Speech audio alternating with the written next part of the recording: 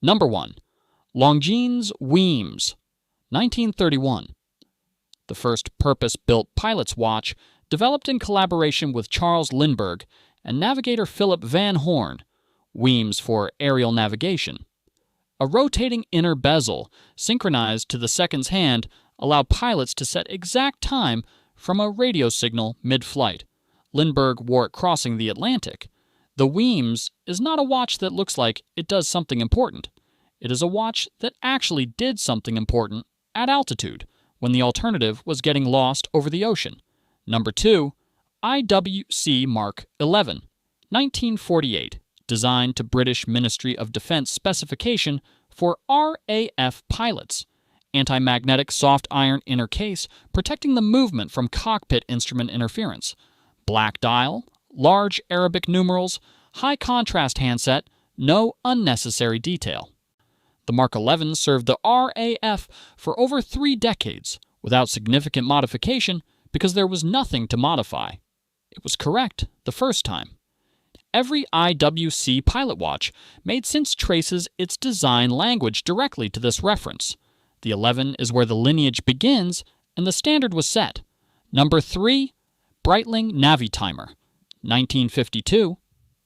The pilot's chronograph with a circular slide rule. Bezel capable of performing flight calculations, airspeed, fuel consumption, rate of climb, distance. The Aircraft Owners and Pilots Association adopted it as their official watch. The dial is dense to the point of appearing chaotic to anyone who has never used one, and completely logical to anyone who has. Willie Breitling designed it as an instrument, not an accessory. Scott Carpenter wore a Navitimer into orbit on Aurora 7 in 1962. Space. Technically, counts as altitude. Number 4.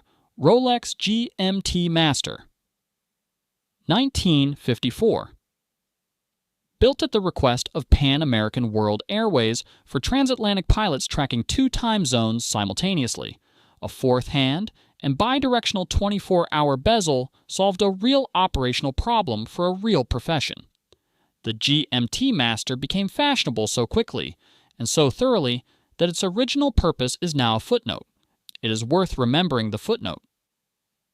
The watch that every watch collector currently cannot buy at retail was originally designed so that a pilot could tell what time it was in New York while flying over the Atlantic.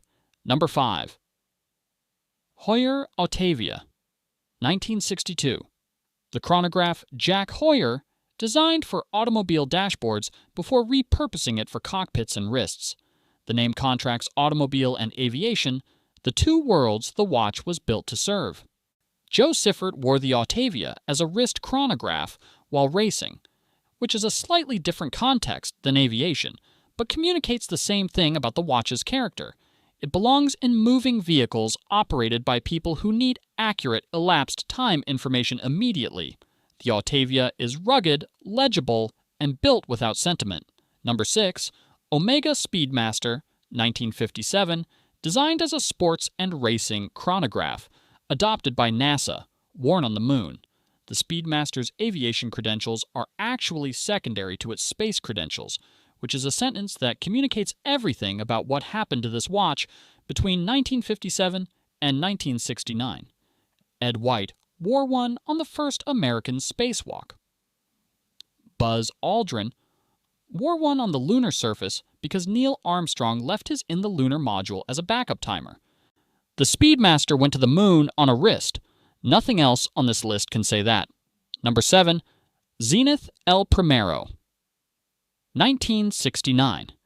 The automatic chronograph movement that Zenith engineers hid in the walls of the factory to prevent management from destroying the project under pressure from the quartz crisis. The El Primero oscillates at 36,000 vibrations per hour, faster than almost any other chronograph movement, producing a tenth of a second measurement resolution on the elapsed time hand. Rolex used the El Primero movement in the Daytona for years while developing their own caliber. The movement was good enough for Rolex. That sentence does not require elaboration. Number 8. IWC Big Pilot, 1940. Original, revived 2002. the largest production pilot's watch IWC has ever made, 46.2 millimeters in the classic modern reference, with an oversized crown designed for operation with gloved hands. The dial layout references the original B-Uhr specifications developed for Luftwaffe pilots in the Second World War. Central seconds, large Arabic numerals, cathedral hands with maximum luminous surface. The Big Pilot is unambiguous about what it is and what it is for. It does not shrink for anyone. Some people find this admirable, others find it impractical. Both observations are correct. Number 9. A. Lange and Söhne, Lange 1 time zone. Not a pilot's watch by design, a dress watch complication, but included here because the dual time zone display it carries was originally a navigator's concern, and because A. Lange and Söhne executes it with a clarity and finishing quality that makes every purpose-built pilot's watch look slightly apologetic about its dial layout. The outsized date at 12 o'clock, the subsidiary dial architecture, the hand-finished German silver movement visible through the case back. The Lange 1 time zone is what happens when a complication designed for function is rebuilt entirely around beauty. Number 10. Breitling Emergency, 1995. The watch with a built-in emergency locator transmitter broadcasting on the 121.5 MHz aviation distress frequency. An actual emergency beacon on your wrist. The antenna deploys from the crown. In several documented cases, it has been used to locate downed pilots and surviving crew. Breitling updated it to dual-frequency transmission in 2013, adding the 406 MHz digital distress signal used by modern rescue satellites. The Emergency is the only watch on this list that has saved lives in the specific context it was designed for. That is a meaningful distinction. Number 11. SIN 556, Germany's answer to the question of what a pilot's watch should cost. SIN manufactures in Frankfurt using movements sourced from ETA and finished in-house with a level of technical obsession that their price points do not prepare you for. The 556 is anti-magnetic, pressure-tested, treated with SIN's proprietary dehumidifying capsule technology that protects the movement interior from moisture. It costs around $1,000, but outperforms watches at 3 times the price on every technical specification that actually matters in an aircraft. German engineering being German engineering. Number 12. Tudor Black, Bay GMT, 2018. Tudor's entry into the dual time zone category using a movement developed in-house. The MT5652, COSC certified 70-hour power reserve. The Black Bay GMT borrowed the Pepsi bezel colorway from its Rolex sibling and made it available at roughly a third of the price with essentially identical functional capability.